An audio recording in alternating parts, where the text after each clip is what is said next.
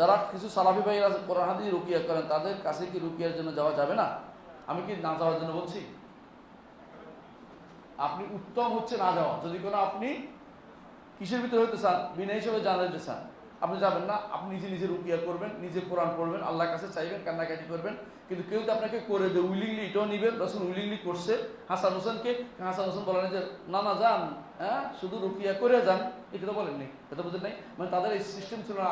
রসুলের কাছে আসেই রোগ হলে বলতে যে রুকিয়া করেন, রুকিয়া করেন, রুকিয়া করেন, করতো না। আর রুকিয়া আমার মনে হয় অদূর ভবিষ্যতে রুকিয়া আরেকটা ফেতনা তৈরি হয়ে যাবে। যারা কিছু সালাফি ভাইরা কোরআন হাদিস রুকিয়া করেন তাদের কাছে কি রুকিয়ার জন্য যাওয়া যাবে না? আমি কি না যাওয়ার জন্য বলছি?